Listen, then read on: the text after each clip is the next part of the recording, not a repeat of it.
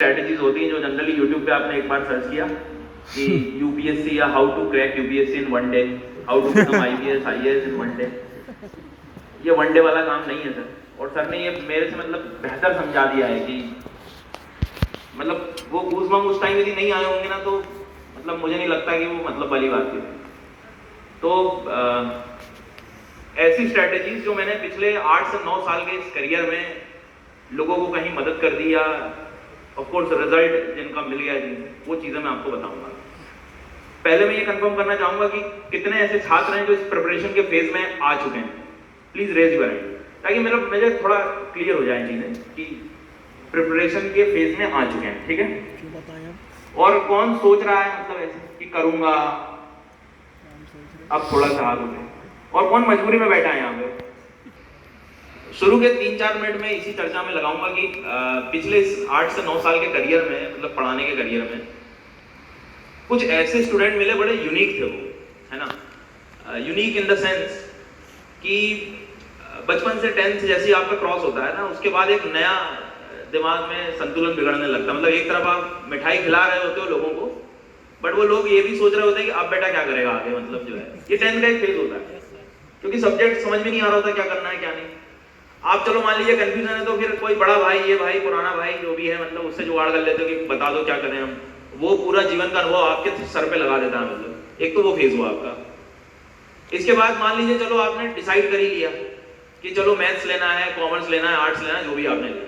कुछ वर्ग ऐसा भी है कि जो आर्ट्स कॉमर्स ले लेता है, अरे यार पता नहीं क्या करोगे आप, ऐसी बातें भी करते हैं, लेकिन उस सब चीजों से आप आगे बढ़ के आए हो, ये मुझे बहुत अच्छा लगा।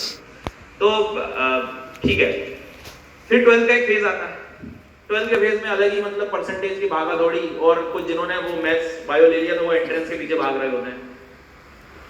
अब उसके बाद में चलो कॉलेज मिल भी गया, ऐसा नहीं लग रहा कि मतलब मन भगाते जा रहा है या आसपास का ये माहौल जो है आपको भगाते जा रहा है, या वो कई बार ऐसा होता है कि वो आपको चाह रहे होते हैं कि ये यहाँ जाए, उसके अकॉर्डिंग आप जाने लगते हैं। बहुत कम ही मौके मिल रहे होते हैं हम जब हम हमारे हिसाब से चीजें कर रहे होते हैं, शायद कुछ होंगे भी यहाँ पे। ठीक है, तो उन जो बच्चे मतलब करीब 500-600 ऐसे मुझे लर्नर्स मिले हैं जिन्होंने अपनी लाइफ में 10th के बाद से ही 6, 7, 8 के बाद से सब कुछ देना शुरू कर दिया था। अच्छे से अच्छे IITs को साफ कर दिया इन्होंने, बाहर तक फॉरेन भी हुआ है, डॉक्टर बन गए, सब बन गए। पर वो एक जो चक्रव्यूह था उनके जीवन का कि सर पैसा भी खूब मिल रहा है, कमा रहा हूं, लेकिन कभी कभी रात को घर आके ना यही लगता है कि मैं कंपनी के लिए कर रहा हूँ, जो लोगों के लिए कर नहीं पा रहा। अब जो व्यक्ति मतलब 50-50 लाख 60 लाख रुपए यदि कमा ले रहा है तो उसको क्या कमी है पैसे की। लोग कहते हैं ना पैसे सब चीजें मिल जाती हैं, बट वो घर शाम को जब जा रहा है ना तो उसकी हालत वही खराब है।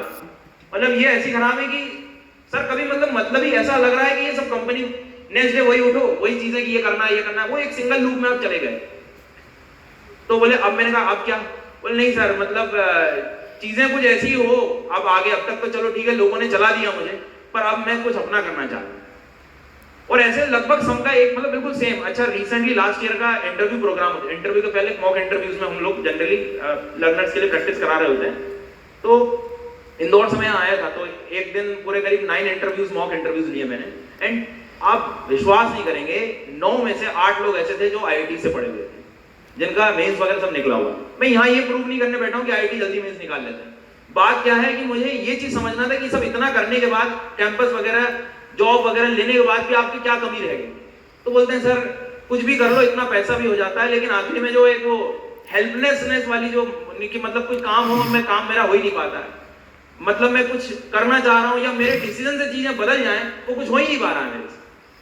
आज भी मैं यदि मेरे घर पुराने गांव में भी जाता हूँ तो ऐसा लगता है कि अकेला सा महसूस कर रहा हूँ, इन द सेंस कि मैं कुछ कर नहीं पा रहा हूँ इन लोगों के लिए, मतलब मेरी शिक्षा वेस्ट जा रही है। बस सर यही पॉइंट है। काफी रिसर्च करा, लेकिन बाद में ये चीज निकली कि इंडिया में एकमात्र ऐसा एग्जाम है जो आपको इस सारी चीजें करने का मौका देता है।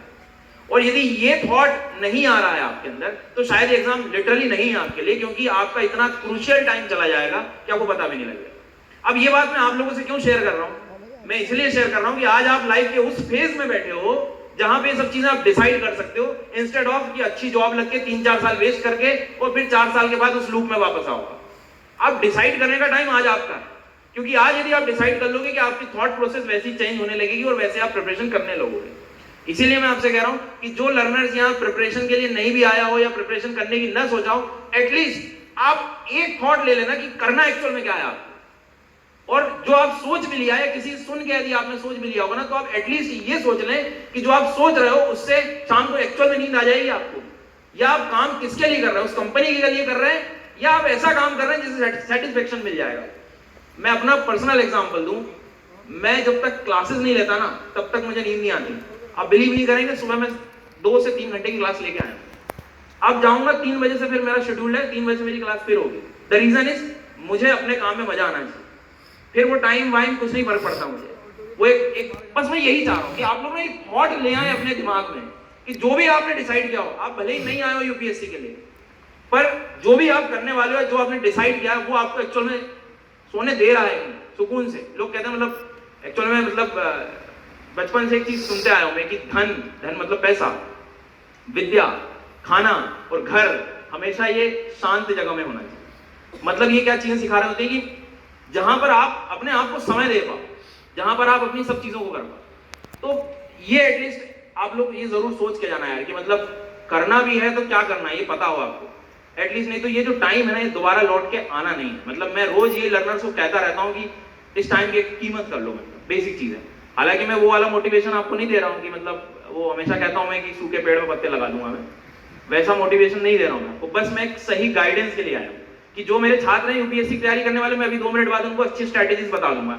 स्ट्रैटेजी भी वैसी जो जनरली गलतियां क्या नहीं करनी वो बताऊंगा, बट बाकी के भी जितने आए हो मैं आपसे कह रहा हूँ सोच के जाना है।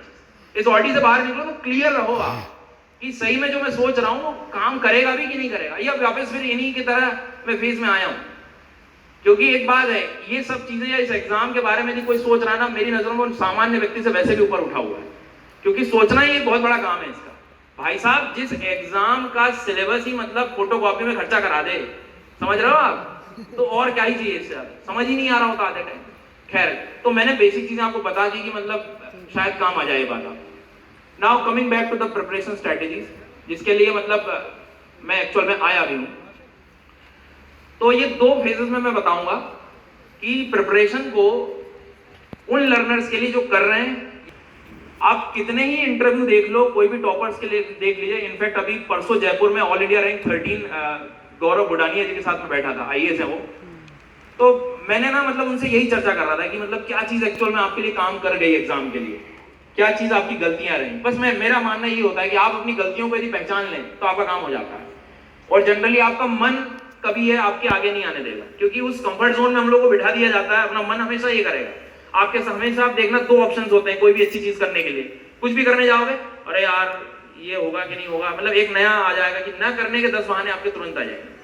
तो मन पे भी काबू करना बहुत बड़ा काम है। तो शायद मन ही है आपका जो आपको डिसाइड भी नहीं करने देगा कि एक्चुअल में करना क्या है आपको, क्योंकि वहां पे उसके बाद मेहनत करना पड़ेगा, और जब मेहनत करना पड़ेगा तो फिर तो दुनिया का सबसे कठिन काम आ गया ये तो मतलब बहुत दिक्कत हो जाएगी। तो बड़ी लूप वाली बातें हैं, इसीलिए कुछ बेसिक चीजें मैं बता रहा हूं। पहली स्ट्रेटेजी का जो सबसे पहला पॉइंट होता है सिलेबस को समझ लेना। लोग कहते हैं प्रीलिम्स मेंस और 3 फेजेस होते हैं जनरली, जैसे इसमें तो प्रीलिम्स और मेंस में लोग कहते हैं मैं पहले प्रीलिम्स की तैयारी कर लूंगा फिर मेंस की कर लूंगा।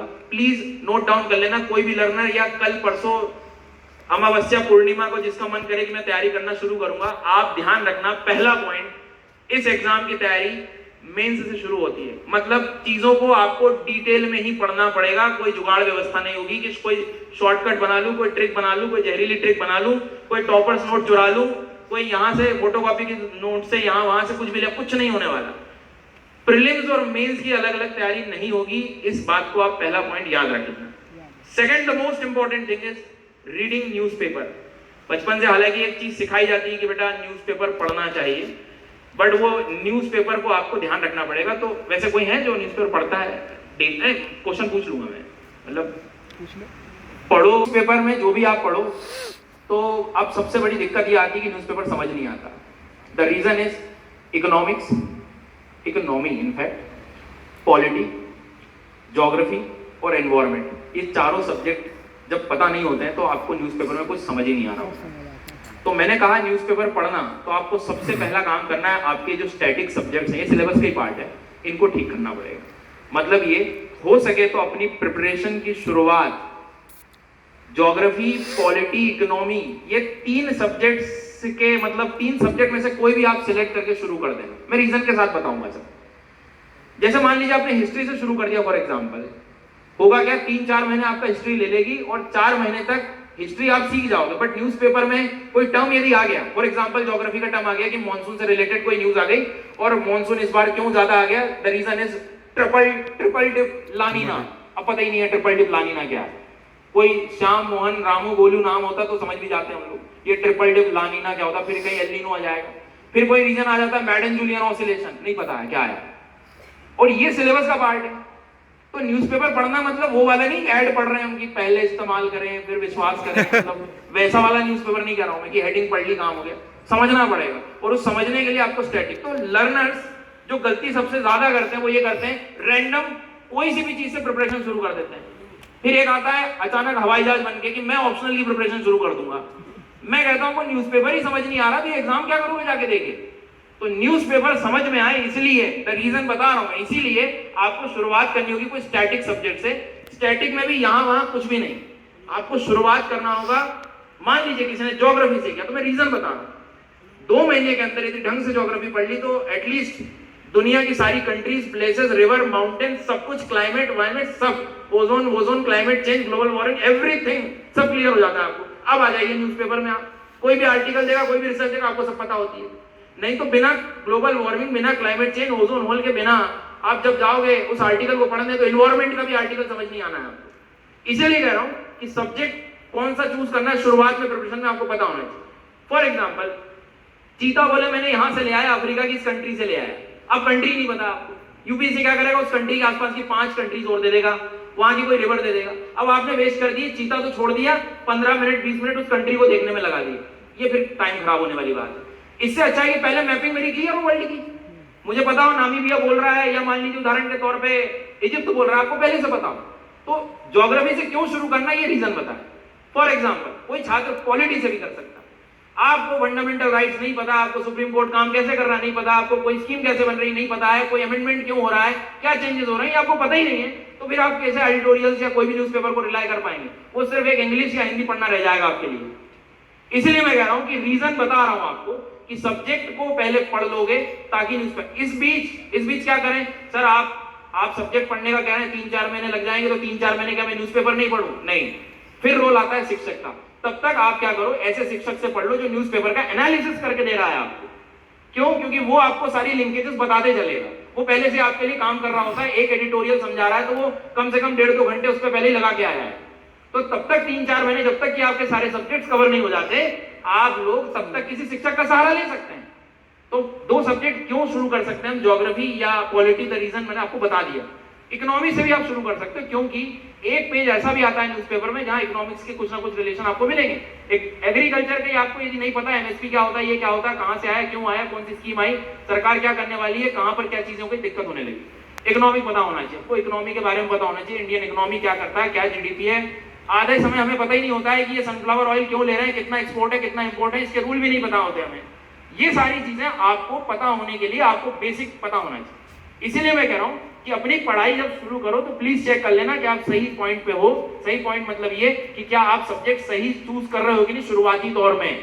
बाद में तो सब कवर करना है, हिस्ट्री भी करना है, सब कुछ करना है। ये बात मैं आपको वो बता रहा हूं जो 2 साल की जो व्यक्ति गलती कर लेता है, आपका टाइम 2 साल नहीं जाएगा। आज से आप कम से कम सही डिसीजन ले पाओगे, मैंने रीजन के साथ बता दिया।